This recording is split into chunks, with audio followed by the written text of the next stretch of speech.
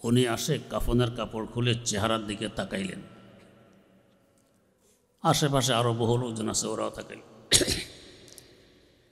উনি কাফনের কাপড় খুলে চেহারার দিকে তাকানো মাত্র দাদাজান রহমতুল্লাহ চোখ খুলে ফেললেন। চোখ খুলে এক নজর তাকাই আবার চোখ বন্ধ হয়ে গেল। সবাই বলতে লাগলো মহব্বতের পরিচয় বিদায়কালও দিয়ে গেলেন।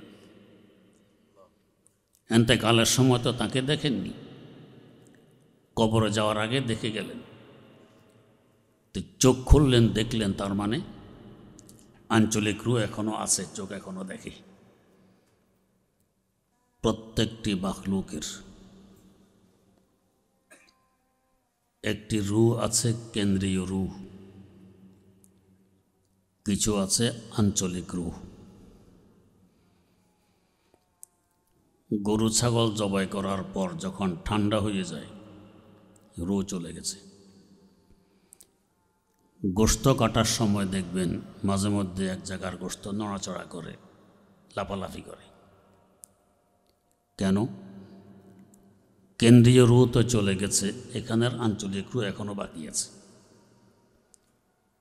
না হয় মুর্দার পক্ষে তো নড়াচড়া সম্ভব নয়। মানুষ মারা গেলে তার চক্ষু খুলে নিয়ে অন্ধের চোখে ফিট করে দিলে সেও দেখতে পায়। এই চোখ কখন খুললে সে দেখে? মারা যাওয়ার পর থেকে 6 ঘন্টা অতিক্রম করার আগে আগে। 6 ঘন্টা পার হয়ে গেলে এখন চোখ খুলে লাগালে আর দেখবে না। মানে দেহের কেন্দ্রীয় রূহ তো দেহ ত্যাগ করে গেছে,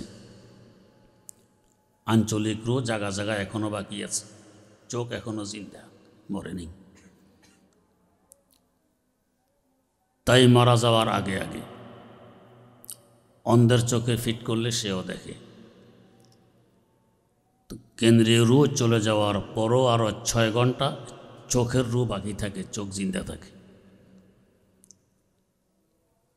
এ লাশ চোখ বন্ধ না হলে সে দেখতে পায়।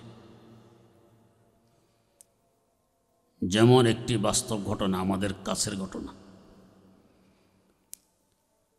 আমার দাদিজান রাহেমাহাল্লাহু তাআলার আপন ভাই,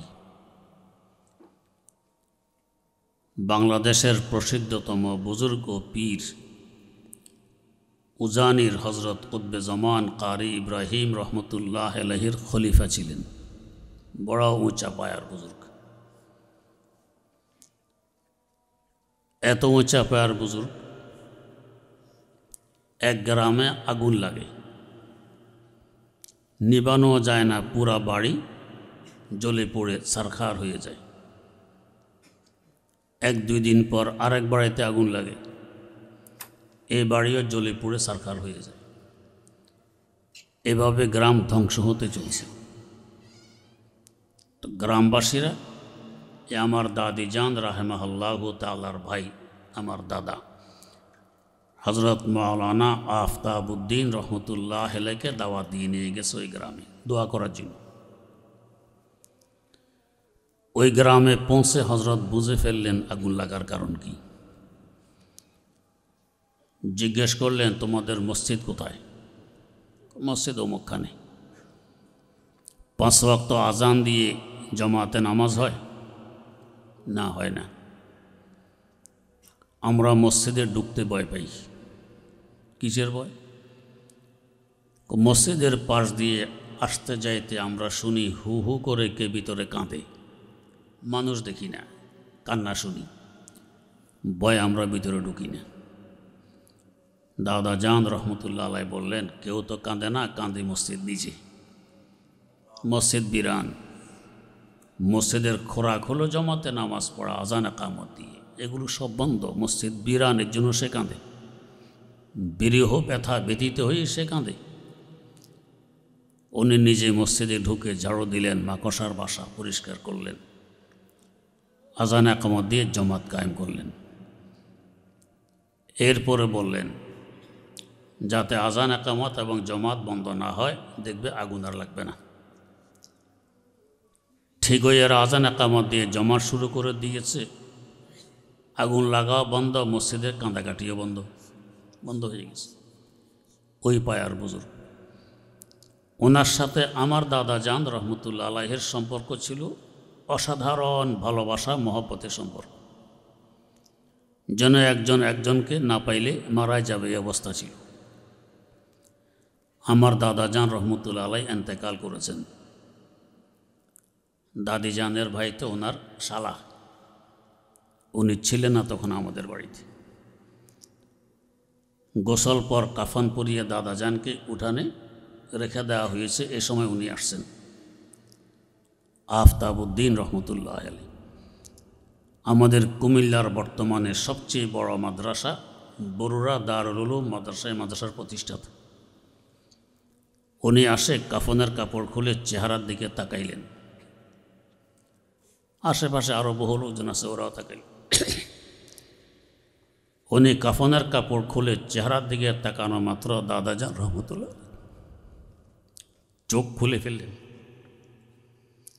চোখ খুলে এক নজর তাকাই, আবার চোখ বন্ধ হয়ে গেল। সবাই বলতে লাগলো মহব্বতের পরিচয় বিদায়কালেও দিয়ে গেলেন। এন্তেকালের সময় তো তাকে দেখেননি, কবরে যাওয়ার আগে দেখে গেলেন। তো চোখ খুললেন, দেখলেন, তার মানে আঞ্চলিক রূহ এখনো আছে, চোখ এখনো দেখে। তো প্রত্যেক মাখলুকের একটি কেন্দ্রীয় রূহ, কিছু আঞ্চলিক রূহ। তেমনিভাবে পুরা কায়নাত আর সৃষ্টি জগৎ, এটাও একটা মাখলুক। এই মাখলুকেরও একটি আছে কেন্দ্রীয় রূহ, কিছু আছে শাখাগত রূহ। এ মাখলুকের কেন্দ্রীয় রূহ পুরা কায়নাতের, পুরা সৃষ্টি জগতের কেন্দ্রীয় রূহ হইল কোরআন শরীফ। আঞ্চলিক রূহ আমার রূহ, আপনার রূহ, গাছের রূহ, মাছের রূহ, এগুলো আমার কথা নয়, আল্লাহ রাব্বুল আলামিন বলতেছেন, ওয়া কাযালিকা আওহাইনা ইলাইকা রূহাম মিন আমরিনা। ও নবী, ওহীর মাধ্যমে আমি জগতের কেন্দ্রীয় রূহ পাঠাই দিয়েছি। আমরা দেখি ওহীর মাধ্যমে পাঠাইলেন কোরআনে কারীম, আল্লাহ পাক বলতেছেন পাঠাইলাম রূহ। তার মানে এই আয়াতের তাফসিরে উল্লেখ আছে, এখানে রূহ মানে কোরআন শরীফ, এটা গোটা জগতের কেন্দ্রীয় রূহ। রূহ যতক্ষণ দেহে থাকে, দেহ ততক্ষণ জিন্দা, দেহের অনেক মূল্য। রূহ দেহ ত্যাগ করলে দেহ মুর্দা, এ দেহকে বলা হয় লাশ। আরবে লাশ সাই এর সংক্ষেপ, মানে কোনো বস্তু নয়, তুচ্ছ, মূল্যহীন। আমি মারা গেলে এ লাশকে কেউ 10 টাকা দিয়ে খরিদ করবে না, বরং চাবে যত তাড়াতাড়ি এটাকে দফন করা যায়, না হয় এটা পচবে, ফুলবে, ফাটবে, দুর্গন্ধ ছড়িয়ে পড়বে, আবহাওয়া দূষিত হবে, পরিবেশ নষ্ট হবে, তাড়াতাড়ি দাফন করো। কেন? মূল্য শেষ, রূহ নেই। রূহ আছে তো দেহের মূল্য আছে। এই দেহকে সুস্থ রাখতে কোটি টাকা খরচ করতেও দ্বিধাবোধ করে না, সম্ভব হলে আরও বেশিও করে। কিন্তু রূহ চলে গেলে 4 আনা খরচ করবে না এই দেহকে আবার সতেজ রাখার জন্য, মূল্য শেষ হয়ে গেছে, মূল্য রূহের কারণে। এই সৃষ্টি জগতের মূল্য কোরআন শরীফের কারণে। যতদিন এই কেন্দ্রীয় রূহ আছে, সৃষ্টি জগতের মূল্য আছে। কেন্দ্রীয় রূহ কোরআনে কারীম বিদায় নিবে, জগতের মূল্য শেষ হয়ে যাবে, তার দৈহিক অস্তিত্ব ধরে রাখতে পারবে না, কিয়ামত কায়েম হবে। ইবনে মাজাহ শরীফে হাদিস বর্ণিত, কিয়ামতের আগে এক ব্যক্তি দেখবে তার কোরআন শরীফে কোনো লেখা নেই, পৃষ্ঠাগুলো সাদা। সে ভাববে কেমিক্যাল জনিত কারণে হয়তো লেখাগুলো নষ্ট হয়ে গেছে। আরেক ব্যক্তিকে গিয়ে জিজ্ঞেস করে, ভাই তোমার কোরআন শরীফকে দেখো তো, আমার কোরআন শরীফে দেখি লেখা নেই, তোমার কোরআন শরীফের কী অবস্থা? সে তার কোরআন শরীফ খুলে দেখবে ওইটা তো লেখা নেই, সাদা হয়ে গেছে। এভাবে যেই দেখবে তার কোরআন শরীফ সাদা, লেখা নেই, তার মানে গোটা দুনিয়া থেকে কোরআন বিদায় নিয়ে গেছে, রূহ বিদায় নিয়ে গেছে।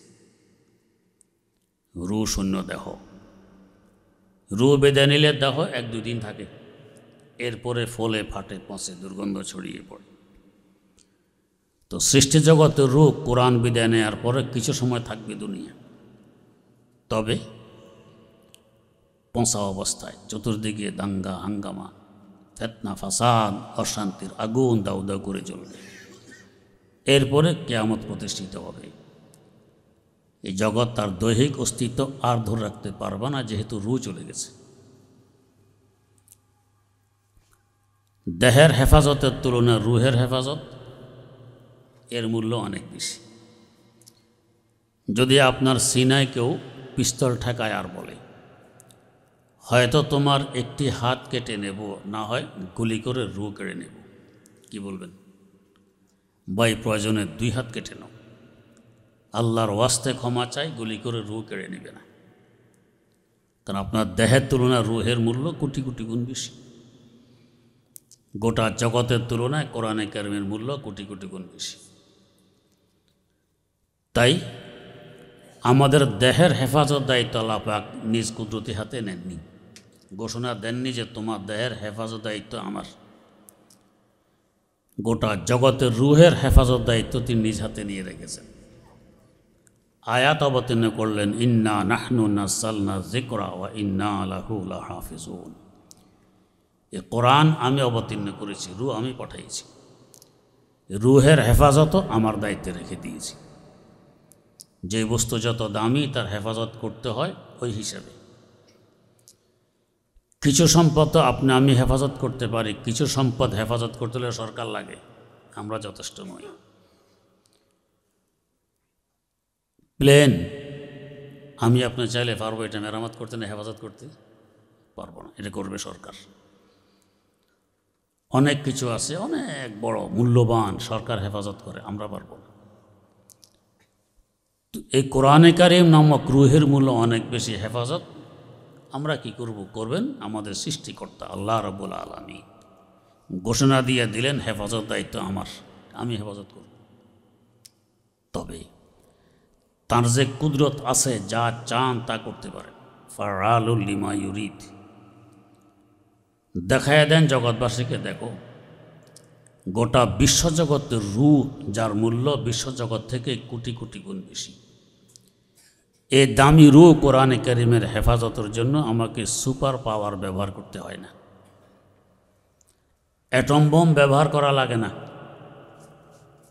এই উম্মতের কচিকাচা, নাবালেগ, অপ্রাপ্ত বয়স্ক ছেলেমেয়েরাই যথেষ্ট। অধিকাংশ হেফজখানায় গিয়ে দেখবেন কোরআন মুখস্থ করতেছে এরা নাবালেগ, অপ্রাপ্ত বয়স্ক, যারা মায়ের ভাষায় সোজা করে কথা বলতে পারেন। আমার আল্লাহর ভাষায়, কোরআনের ভাষায়, বেহেশতের ভাষায়, আসরের ভাষায় বিশুদ্ধভাবে কোরআন শরীফ সূরা ফাতিহা থেকে নাস পর্যন্ত করতে পারি। আমাকে এক ব্যক্তি নেটে দেখাইলেন, আমি নেট ব্যবহার করি না, এই জন্য দেখতে পেলেন এক ব্যক্তি দেখাইলেন 4 বছর বয়সে একটা শিশু, 4 বছর, হাফেজে কোরআন, কি সুন্দর বিশুদ্ধ বয়সে কোরআন শরীফ তেলাওয়াত করতেছে, ছোট্ট একটা শিশু। কী করে সম্ভব? আমার আল্লাহর পক্ষেই সম্ভব। 4 বছর কেন, তিনি চাইলে আরও আগেও পারেন, চাইলে আরও আগেও পারেন। যেমন একটি ঘটনার প্রসিদ্ধ আছে, হযরত খাজা কুতুবউদ্দিন কাকি রহমতুল্লাহ আলাইহি, নিজামউদ্দিন আউলিয়া রহমতুল্লাহ আলাইহির দাদা পীর। ছোটবেলায় আব্বা মারা গেছেন, এতিম। লেখাপড়ার বয়স যখন হয়েছে তার আম্মা তাকে নিয়ে গেছেন মক্তবে। ওই সময় সকালবেলার মক্তবের সিস্টেম ছিল আজ থেকে 750 বছর আগের কথা। এটা মুসলমানদের একটি ঐতিহ্য যে প্রথমেই মুসলমানদের জবান দিয়ে আল্লাহর কালামের তেলাওয়াত বের হবে। সারাদিন দুনিয়ার কাজকর্মে ব্যস্ত থাকবে, রহমত দিয়ে শুরু হয়েছে তার আজকের দিনটা কালামের তেলাওয়াতের মাধ্যমে। অনেক বড় গুরুত্বপূর্ণ একটি কাজ তেলাওয়াত। কিন্তু আজ দুর্ভাগ্যবশত এই মক্তবের সিস্টেম আমাদের থেকে বিদায় নিয়ে গেছে। আমাদের ছেলেরা সকালে উঠেই কেজি স্কুল আরও কি ABCD পড়ে আল্লাহর কালাম থেকে মাহরুমর বঞ্চিত হয়ে গেছে। এই ছেলেগুলো সুসন্তান হবে কিভাবে? এদের দ্বারা পিতামাতা কি আশা করতে পারে? আল্লাহর কালাম থেকে বঞ্চিত, সব কিছু থেকে বঞ্চিত। আজ থেকে 250 বছর আগে ইমামুল হিন্দ হজরত শাহ ওলিউল্লাহ মুহাদ্দিস দেহলভী রহমতুল্লাহ আলাইহি, তাঁর বড় ছেলে সিরাজুল হিন্দ শাহ আব্দুল আজিজ মুহাদ্দিস দেহলভী রহমতুল্লাহ আলাইহিকে ছোটোবেলায় হাত ধরে নিয়ে গেছেন মক্তবে। তখন এই মক্তবের সিস্টেম, নিয়ম নীতি। মক্তবের হুজুরের হাতে তুলে দিলেন, হুজুর আমার এই ছেলেকে আল্লাহর মহব্বত শিখাবেন। মক্তবে কোরআন শরীফ শেখানো হয়, বললেন কি আল্লাহর মহব্বত শিখাবেন। পুরা কোরআন শরীফটাই মহব্বতে ভরা, ভালোবাসায় ভরা। এই ছেলে বড় হয়ে একসময় তার উপাধি হয়েছে সিরাজুল হিন্দ, পুরা ভারতবর্ষের বাতি। আব্বাকে দোয়া করতেন এই বলে, রোহে পেদরাম সাদকে মি গুফতে বা ওস্তাদ, রোহে পেদরাম সাদকে মি গুফতে বা ওস্তাদ, ফরজান্দে মোরা এশক বেয়া মোজ দিগার হেজ, ফরজান্দে মোরা। এই ছোটবেলায় মক্তবের ওস্তাদের হাতে তুলে দিয়ে বললেন, হুজুর আমার ছেলেকে আল্লাহর মহব্বত শিখাবেন। এটা কোরআন কারীম, এই সিস্টেম বিদায় নিয়ে গেছে। তো হজরত কুতুবউদ্দিন কাকি রহমতুল্লাহ আলাই, আব্বা তো নেই, মা লালন পালন করে ছেলে এখন লেখাপড়ার বয়সে পৌঁছে। মক্তবে এনে হুজুরের হাতে তুলে দিলেন, হুজুর আমার ছেলেকে আল্লাহর কালাম শিখাবেন। মা তো দিয়ে চলে গেছেন বাড়ি। হুজুর ছেলেকে নিয়ে বসলেন, পড়লেন আউযু বিল্লাহি মিনাশ শাইতানির রাজিম। ছেলে পড়ে বিসমিল্লাহির রহমানির রহিম, আগের আয়াত। হুজুর পড়লেন আলহামদুলিল্লাহি রাব্বিল আলামিন। ছেলে পড়ে আর রহমানির রহিম। হুজুর আসছে যে ব্যাপার কি দেখি কতটুক চলতে চলতে 15 পারা কোরআন শরীফ। হুজুর এক আয়াত বলে, ছেলে আগেরটা বলে। এরপরে ছেলে এবারে খামোশ, আর পারতেছে না। হুজুর বললেন যে এর মাকে ডাকো। সংবাদ হলো মায়ের কাছে, হুজুর আপনাকে ডাকতেছে। মা তো ভয় পেয়ে গেলেন, আমার এতিম ছেলে কি বেয়াদবি জানি করেছে। ভয়ে ভয়ে আসছে, হুজুর আমার এতিম ছেলে কি বেয়াদবি করেছে। ছেলে তো বেয়াদবি করেনি, আপনি আমার সাথে ঠাট্টা মস্কারি কেন করলেন? মা তো আশ্চর্য, ঠাট্টা মস্কারি কবে করলাম? আপনার ছেলে 15 পারা কোরআনের হাফেজ, আমার কাছে দিয়ে গেছেন আলী বাতাসা শিখাইতে মক্তবে। এটা কেন? না হুজুর, ছেলেকে মাত্র আজকে নিয়ে আসছে, এর আগে আমি কিছুই শিখাইনি। কোরআন শরীফ শিখাবেন? ছেলে তো 15 পারা মুখস্থ শুনেলেও বিশুদ্ধ, এটা কিভাবে? এরপর মা বললেন, হুজুর হইতে পারে, আমার এই সন্তান যখন আমার গর্ভে ছিল আমি তখন 15 পারা মুখস্থ করেছিলাম। এই সন্তান ওইখানে থেকে এই 15 পারা মুখস্থ করেছে। তো 4 বছর বয়সও লাগে না, পেটের ভিতরে থাকা অবস্থায় মুখস্থ করতে পারে। আমার আল্লাহর কুদরত আছে। কাদের কুদরত উদারাদ হারচে কাহাদ আকুনাদ, কাদের কুদরত উদারাদ হারচে খাহাদ আকুনাদ, মুরদারা ও জাব বখশাদ জিন্দারা বে জাকুনাদ, মুরদারা ও জাব বখশাদ জিন্দারা বে জাকুনাদ। জিন্দাকেও মুর্দা করতে পারেন, মুর্দাকেও জিন্দা করতে পারেন। তো মায়ের গর্ভে রেখো কোরআনে কারীম মুখস্থ করতে পারে, আমার আল্লাহর কুদরত আছে, করাইতে পারে। তো কোরআনের হেফাজত গোটা সৃষ্টি জগতে, রুহের হেফাজত সাধারণ কথা তো নয়। তো করাতেছেন কার মাধ্যমে? যারা মায়ের ভাষা সোজা করে কথা বলতে পারে। এখনও বুদ্ধিশুদ্ধি হয়নি, কচিকাচা অপ্রাপ্ত বয়স্ক ছেলে মেয়েদের মাধ্যমে হেফাজত করাইতেছেন। দেখা দেন আমি পারি, কুদরত আছে। নমরুদের মতো শক্তিধর খোদাদ্রোহী আল্লাহর দুশমন, ধ্বংস করতে অ্যাটম বোম লেগেছে না, একটি মশা, তাও ল্যাংড়া যথেষ্ট। আল্লাহ দেখাইয়ে দেন যে সুপার পাওয়ারকে ধ্বংস করতে আমার জন্য ল্যাংড়া মশা যথেষ্ট, তোপ কামান লাগে না, অ্যাটম বোম লাগে না। কোরআনে কারীমের হেফাজত এইভাবে করতেছে, রুহের হেফাজত। তো তিনি তো জমিনে আমাদের সামনে নেমে এসে করবেন না হেফাজত, কারো না কারো মাধ্যমে করাবেন। এটা হলো তার আদত আর নীতি। মাধ্যমে। এই কচিকাঁচার ছেলেরা এবং তাদের ওস্তাদেরা এই কোরআন শরীফ হেফজ করতে এক একটি আয়াত কত হাজারবার তেলাওয়াত করেছে, ওরা নিজেরাও জানে না। এমনি কি সিনে ঢুকেছে না। আপনি একটি আয়াত মুখস্থ করতে যান, কয়বার পড়বেন? আগামীকাল দেখবেন ভুলে গেছি, মনে নেই। আবার পড়বেন, পরের দিন ভুলে গেছি, এক সপ্তাহ পরে ভুলে গেছি, এক মাস পরে ভুলে গেছি। এরা তো বলে না, এরা সূরা ফাতিহা থেকে নাস পর্যন্ত তারাবিতে দাঁড়ায় দাঁড়ায় শুনে দেয়। এমনি শোনানো এক কথা, তারাবিতে শোনো আরেক কথা। যারা হাফেজ এরা বোঝে, যারা নামাজ পড়ান তারা বোঝেন। এই মেহরাবে দাঁড়ানো নামাজ পড়ানো কেমন বড় দায়িত্ব, কেমন গুরু দায়িত্ব। মাথার উপর যেন একটা পাহাড়ের মতো বোঝা অনুভব হয়। গামে যায় ইমামেরা যে এত মুসল্লি পিছিয়ে, সকলের দায়িত্ব আমার গাড়ি। আমার নামাজ যদি নষ্ট হয়, সবাই নষ্ট হবে, জবাবদিহিতা আমাকে করতে হবে। সাধারণ কথা তো নয়।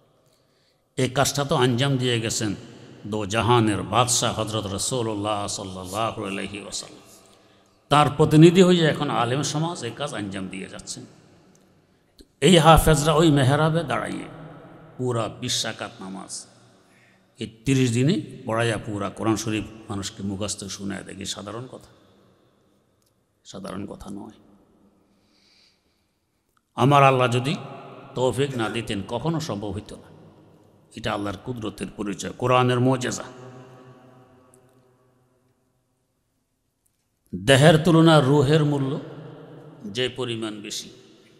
কেউ আছে দেহের সেবক, কেউ আছে রুহের সেবক। দেহের সেবকের তুলনায় রুহের সেবকের মূল্য ওই পরিমাণ বেশি। কৃষক চাষাবাদ করে, শস্য উৎপাদন করে, দেহের খোরাকের ব্যবস্থা হয়, এটা দেহের সেবা। ইঞ্জিনিয়ার বিল্ডিং বানায়, পুল কালভার্ট বানায়, দেহ আরাম পায়, এটা দেহের সেবা। ডাক্তার চিকিৎসা করে, দেহ আরোগ্য লাভ করে, এটা দেহের সেবা। এরা সব দেহের সেবক। নিয়ত যদি ভালো হয় অনেক সওয়াব পায়। আর এই আলেম সমাজ, এই হাফেজ, এরা আল্লাহর কালাম পড়ে পড়াইয়ে রুহের সেবা করে। এরা রুহের সেবক।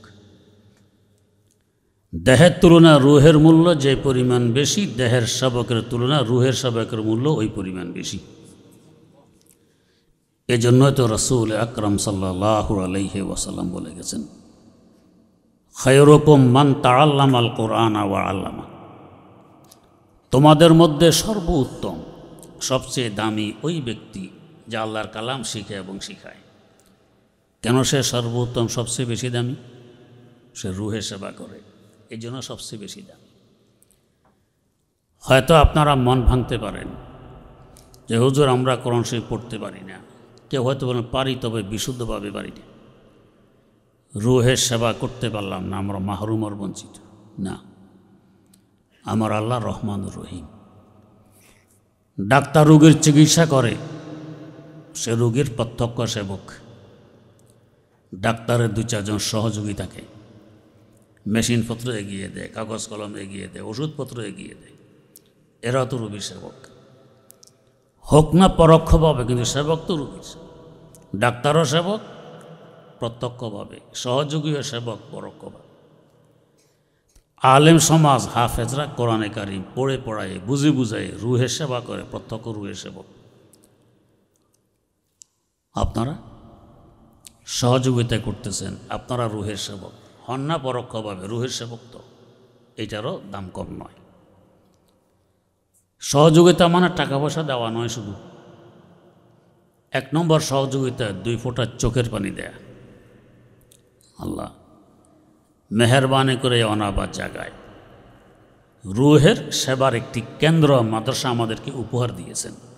আল্লাহ আপনি কবুলও করে নেন, দৈনন্দিন উন্নতি দান করুন। সবচেয়ে বড় সেবা হবে 2 ফোঁটা চোখের পানি দিবেন। 2 নম্বর আন্তরিকতা রাখবেন, ভালোবাসবেন, আসবেন যাবেন, খোঁজখবর নেবেন, রুহের বড় সেবা। 3 নম্বর ছেলে সন্তান দিবেন, রুহের বড় সেবা হবে। এরা ঠকবে না, আপনারাও ঠকবেন না। যদি এ কোরআন আর কোরআনি এলেম সিনা ধারণ করতে পারে, এবং সে এলেম অনুযায়ী জীবন গড়ে তুলতে পারে, ইনশাআল্লাহ দেখবেন দুনিয়া নিয়ে তাকে চিন্তা করতে হবে না, দুনিয়া তাকে নিয়ে চিন্তা করবে। আপনিও ধন্য হবেন, সেও ধন্য হবে। বুঝার জন্য বলছি, আল্লাহ ক্ষমা করুন। আমাদেরকে আমাদের পিতামাতা মাদ্রাসায় পড়াইয়েছেন। আমরা 4 ভাই। আব্বাজান রহমতুল্লাহ যখন মৃত্যু শয্যায় শায়িত, আমরা 2 ভাই এই পার্শ্বে, 2 ভাই ওই পার্শ্বে। কেউ ইয়াসিন সূরা তেলাওয়াত করছি, কেউ কালমা শরীফের তালকিন করছি। এর মধ্যে হঠাৎ হেসে দিলেন। এরপরে দেখি ঠান্ডা, উনি আর জগতে নেই, বিদায় নিয়ে গেছেন। এই হাসি মুখে নিয়ে কবর জগতে পৌঁছলেন। হাসিটা আর যায়নি। কেন হাসলেন আল্লাহ ভালো জানেন, তো আমরা যা বুঝি। হয়তো খুশি অনুভব করলেন যে আলহামদুলিল্লাহ ছেলেদেরকে মাদ্রাসায় পড়াইছি, সুন্নত তরিকা মোতাবেক আমাকে তারা বিদায় দিতেছে, তেলাওয়াতের মাধ্যমে, কালেমা শরীফের তালকিনের মাধ্যমে। মনে খুশিতে হয়তো হাসছেন। গোসল আমরা ছেলেরা দিয়েছি, অন্য কারো মাধ্যমে নয়। কাফন আমরা পড়াইছি, কবর আমরা খনন করেছি, জানাজার নামাজের ইমামত আমি করেছি, কবরে আমরা রেখেছি, মাটি আমরা দিয়েছি। ভাইয়েরা, আজ থেকে 42 বছর আগে আব্বাজান রহমতুল্লাহ আলাই ইন্তেকাল করেছেন। এখন পর্যন্ত বাড়িতে গেলে আলহামদুলিল্লাহ কোনো দিন বাদ জানা যে কমাস কম একবার আব্বা আমার কবরের কিনারে হাজিরি না দেয়া হয়। কোনো দিন একাধিকবার, কখনো 5 ওয়াক্ত নামাজের পর 5 বারও যাওয়া হয়। যাওয়া ছাড়া থাকা যায় না। সেখানে ইসালে সওয়াব করা হয়। আশেপাশে কোথাও মাহফিলে গেল, ঢাকা ফেরার পথে রাত 1টা বাজুক, 2টা বাজুক, 3টা বাজুক, আগে ওনাদের কবরের পাশে হাজিরি হয়, তারপর ঢাকার দিকে রওনা হয় ইসালে সওয়াব করার পর। এই যে বছর দক্ষিণবঙ্গে বন্যা আসলো, আপনারা শুনেছেন, ফেনী, কুমিল্লা, নোয়াখালী। আমাদের বাড়িতেও ঘরের আঙ্গিনায় 1 বিঘত পানি ছিল, ফ্লোরটা শুধু ডুবিনি। এই সময় কিছু হাদিয়া নিয়ে গেছে এলাকার লোকের। আস্তে আস্তে মাগরিবের পর হয়ে গেছে, রাত, চতুর্দিকে পানি আর পানি। আব্বা আমার কবর পাশে তখন হাঁটু পানি।